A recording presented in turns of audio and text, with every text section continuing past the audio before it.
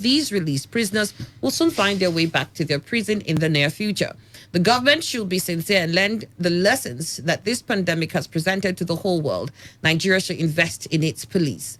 Let us not be business. Let it not be business as usual. Recruit the right people, train them to meet new challenges that the new world order directs. Remunerate them well, and the government should provide leadership in playing within the rule of law. This way, crimes will not only be checked but prevented proactively in the society. A United States American trained Air Force intelligence officer, Mrs. Tanwa Ashiru, holds the same opinion. Ashiru recalled that prior to the announcement of the lockdown, there were security advisories that warned about the possibility of increased criminal activities, especially armed robbery and gang violence. She said, and I quote, that is exactly what Lagos State experienced during this lockdown. Now there are speculations about the increase in crime rate after the lockdown to stem from the economic impact of the lockdown caused by COVID-19. Of most importance will be the likely increase in unemployment, which will see more people become desperate to feed themselves and their families. This desperation for survival often leads to increased crime. It is important to note that the federal government selected a demographic of inmates that they feel should pose less of a threat to society once released from prison. This includes inmates who are 60 years old and above, those suffering from ill health that could be terminal, inmates serving 3 years and above and have less than 6 months left to serve, inmates with mental issues, and those with options of fine not exceeding 50,000 naira. Either way, inmates released may contribute an increase in crime because of the same issue of unemployment raised in the previous question. When it is difficult for educated graduates with clean records to find jobs, it will be 10 times more difficult for persons with criminal records. Again, some may resort to crime as a means of survival. Other factors that could lead to increasing crime among former inmates include lack of proper tracking of inmates and citizens in general, widespread weapon proliferation across the country, and poor law enforcement presence across the states. Well, Ashiri said studies have shown that economic stress causes an increase in criminal behavior. A lot of the increase in crime has tied to the economy. And unfortunately, it doesn't seem as if we've got, light in that tunnel. News concerning the dropping rates of crude oil, especially that of the United States, has also caused a lot of people to worry about what the future of Brent crude and Bonny Light may be. And if we'll even have enough to sustain the kind of system that we have already in place. And if grappling with that, we also have to deal with insecurity as we already have. And then now a lot of people who lose their jobs, a lot of people who might have salary slashes, and, well, a few inmates who may be released into this, how will I call it, this mixture.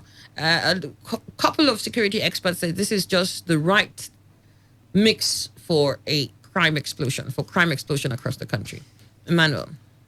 Well, those who are thinking along that line are very much on point. You know, we said it exactly when this COVID issue came to Nigeria. We were not focusing on the entire world. We said it's going to be very bad for Nigeria because, you see, criminality is a corollary or concomitant of unemployment, an idle mind. Now, exactly when there may be well-meaning Nigerians who were coming up to say, stock up your house, there's going to be a lot. I say, yes, stock up your house and also get ready for criminality. Because those who don't have, and even those who have, everybody's locked down. Sometimes the money you have in the bank, you can get at them. And then what will you do? How do you survive? Once your supplies run very low, and up and down you found out there is no other window for you, what you think, for instance, especially when even if somebody who has a clear mind, who has not tried such activity, no human wants to die. And in a bid not to die, you may start looking for a way to protect the life you have. Only a few individuals will decide to die instead of having their hands enmeshed in criminality. So it will mean you, perhaps when you had, those who walk the dark alley and where they get their guns and all that, Even if that person, that trade, he has shaved it at ordinary time, you go back to him and say, hey, I don't have anything and all that. Is there any way you could give me gun and all this? His interest will be galvanized. You settle price. Remember what you make, you give him. And he will eventually see it as a new line of business. So he'll be very ready. Not only that particular individual, others will come. He will revitalize the gun trade. And so, for me, that's why I'm saying it's like this COVID-19, the fight against it is for good and bad. For good and bad, I must say, because with this hunger and unemployment, because I have said severally, we say, okay, these people will operate from home. They don't come to work again, operate from home. That will amount to laying off staff. When you, the owner, don't have money to be paying, you lay them off. And unemployment will breed a criminality, a spike in it. And that's exactly what is going on, not only in Nigeria, but I think around the world. But, one thing I believe in the post-era of COVID-19, there certainly must be survivors of humans. But how are we going to deal with that? Like the author is saying, most of the things he said are very crucial. What will happen? What will government do? I have also said, even if you give any amount of palliative, it will not solve that problem. Because what will you give? Check Nigeria. How much do they have to give anybody what will make him comfortable, even if a bit comfortable? I don't see it happening. And so criminality will go. If you check in Diobu now, the reports we are getting from there is that even in the daytime, people are snatching phones in broad daylight. Because they can now sell that a phone to whatever and buy anything at all they see. So it's a big problem. I know it's certainly going to happen this way. But only that I think this is where we'll pray that it doesn't reach us. All right, then, Emmanuel, what are your thoughts? So, Honorable Jerome. Well, I don't think that the author is far from the truth. That's what we call res isola quito. The fact speaks for itself.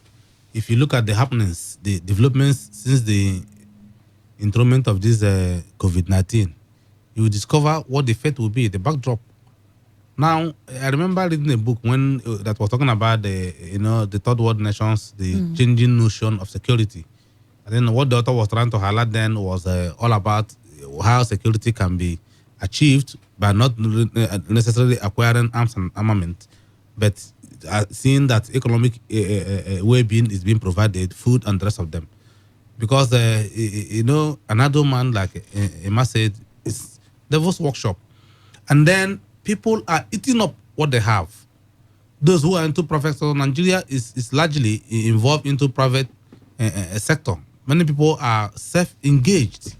And then the method of survival is by managing what they have. Some of them have shops to pay.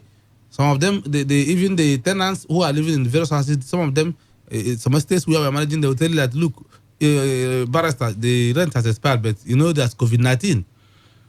They're telling you to hold on after COVID-19. Their shops, the rent in the shops have also expired. What are they saying? They're holding on for COVID-19 to go be over. When will it be over? Which resources are you going to use? Even those who have money in the bank, the little they have, they're eating it up. They are taking everything, is depleting. They are collecting money without any income. They are not putting in. So the issue of pregnancy, so dear, you are in the house, you are doing nothing. You have your wife or you have people who are also, you are accessible to you pregnant them. You are creating, you are producing. So you pregnant them. Yes. What do you do? What the population is increasing without a commensurate increase in the production. So you are going to have a skyrocketed population. It will grow at a geometric rate, like Matos did say. Now, it is clear and evident that I don't know when the COVID-19 will be over. That once this is over, I remember so many incidences that happened around the area where I was living. They say people now broke into shops and they were stealing rice, bags of rice people kept to sell. They were looking for what to eat. You are in the house, assuming you have stocked something, you withdraw money, you stock, you withdraw, you stock. All the children are there, they are not going out. They are in the house. They eat in the morning, they eat in the afternoon, they eat intermittently, they even eat in between afternoon and evening. In the midnight, they are hungry. So whatever you have, you're exhausting it. When you exhaust it, you don't have any other place to go. You don't have any other place to replenish. What will happen? You begin to think the alternative, except those who are exceptionally and extraordinarily disciplined, who as a kind of a moral guidance, will do away with that. But you know the value system of this country, the value system of Nigeria, the value system of most African states. What do they? They don't have anything to think about. It is, in fact, nobody thinks about morality. Their duty is to ensure that you survive. The society class for you, no matter how you make the money. So there will be an increase in crime rate. It is not anybody. I don't need to be an expert. Must I be a security expert to know that when food is finishes, if you cannot have access to food or you don't have anything to produce, I will begin to. What will I do? How long will I continue? If I don't see, my children will steal. So you need to be extraordinarily disciplined. You need to have that moral value before you can do away with that thinking, because life is endangered. You want to eat, you must have food to eat. Yeah, I think that perhaps for the security experts who are, saying this, it's like as a word of caution, so that authorities, and they also did mention the fact that we need to get the police force. Yes, we need to get the police force working optimally. If not, we're going to find ourselves overwhelmed in the not too short time.